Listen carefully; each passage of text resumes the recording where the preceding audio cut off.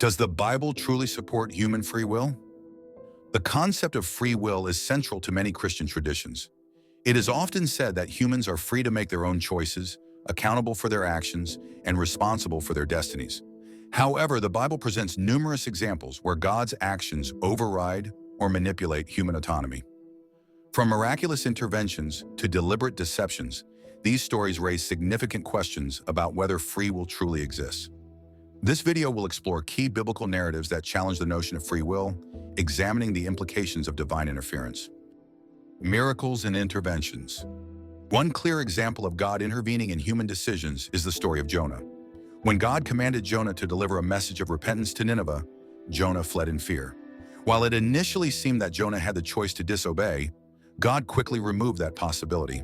Jonah's escape led to a violent storm, and he was swallowed by a great fish, Jonah 1:17. Though Jonah technically disobeyed, God orchestrated events so that compliance was the only viable path. This raises an important question. If God imposes overwhelming consequences for disobedience, can Jonah's actions truly be called free will? The story of the Tower of Babel offers another instance where God intervenes to limit human freedom. In Genesis 11, humanity, united by a common language, sought to build a tower reaching the heavens, a symbol of their collective ambition. Rather than allowing them to continue, God intervened. "Come, let us go down and confuse their language so they will not understand each other." Genesis 11:7. This act raises significant questions about free will. While the people of Babel chose to pursue a grand collective endeavor, God's interference prevented them from realizing their plans. Verse 6 reveals God's reasoning. If as one people speaking the same language they have begun to do this, then nothing they plan to do will be impossible for them. This suggests that God was not threatened by their intentions, but preemptively curtailed their capabilities to assert control over human ambition. Rather than guiding humanity, he fractured their unity and shaped the course of human history, forcing them to disperse and form separate cultures. Hardening of hearts. The story of Pharaoh in the book of Exodus is perhaps the most famous example of God overriding free will. God explicitly states his intention to harden Pharaoh's heart, ensuring he would refuse to release the Israelites. "And I will harden Pharaoh's heart, and he will pursue them." Exodus 14:4. This is repeated 10 times throughout Exodus, emphasizing that Pharaoh's resistance was not solely his choice, but a result of divine intervention. Some argue that Pharaoh deserved this treatment due to his cruelty. However, this justification becomes problematic when considering that God's actions directly led to the deaths of countless Egyptians. The plagues were not merely punitive, but orchestrated to demonstrate God's power. If Pharaoh's decisions were divinely influenced, is it just to hold him accountable for the suffering inflicted on his people? Isaiah 63:17 echoes this troubling pattern, with the prophet lamenting, "Why, Lord, do you make us wander from your ways and harden our hearts so we do not revere you?" This verse suggests that even disobedience and spiritual waywardness among the Israelites may have been caused by divine influence rather than human rebellion. The implications are stark. When the Israelites disobeyed God, they often faced catastrophic punishments: plagues, death by serpents, or even exile. The Babylonian exile, for instance, subjected the Israelites to starvation, slaughter, and humiliation. Yet if their disobedience stemmed from divinely hardened hearts, these punishments appear both excessive and contradictory. By hardening hearts and ensuring disobedience, God not only removes genuine free will, but also creates situations where people are judged and punished for actions they were compelled to take. Deception and delusion. The Bible also describes instances where God sends deceptive influences to lead people astray. In 1 Kings 22:23, God allows a lying spirit to mislead King Ahab through false prophecy. "So now the Lord has put a deceiving spirit in the mouths of all these prophets of yours. The Lord has decreed disaster for you." Similarly, 2 Thessalonians 2:11-12 states, "For this reason God sends them a powerful delusion so that they will believe the lie." These examples suggest that God actively manipulates human perception, leading individuals to make decisions contrary to their best interests.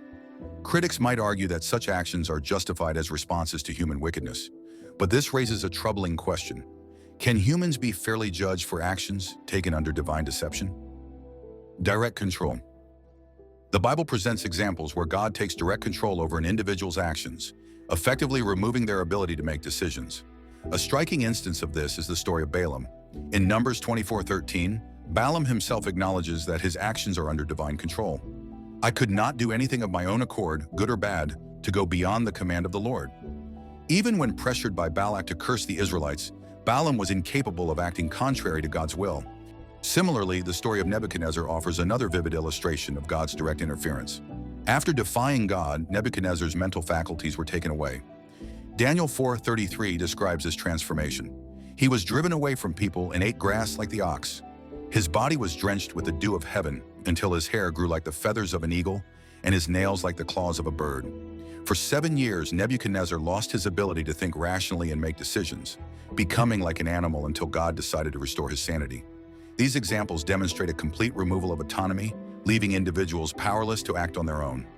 Such actions raise profound questions about the fairness of holding individuals accountable for their behavior when their ability to act independently is overridden. Counter-arguments and rebuttals. Many defend these examples by asserting that God only intervenes with those who oppose him or act wickedly.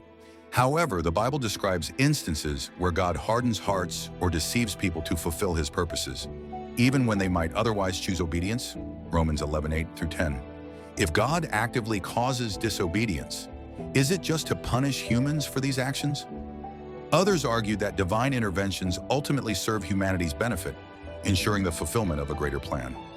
Yet this perspective assumes that free will is secondary to divine sovereignty, undermining its significance.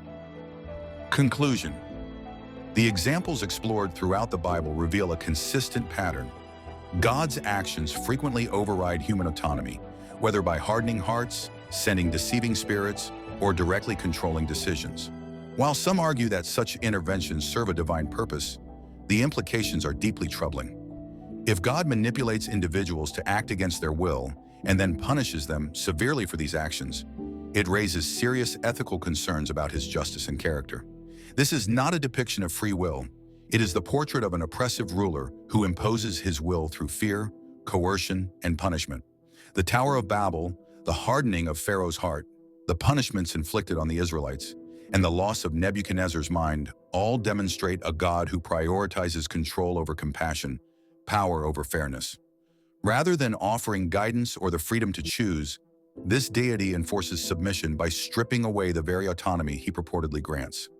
Such actions are not justifiable as divine prerogative. They reflect immorality, injustice, and cruelty. These stories do not describe a benevolent God, but an authoritarian figure who demands obedience at any cost, resorting to manipulation and punishment whenever his authority is questioned. This doesn't sound like free will. Instead, it paints a picture of a tyrant who throws tantrums anytime humanity dares to assert its independence. In the light of these biblical narratives, the concept of free will as a divine gift becomes difficult to defend.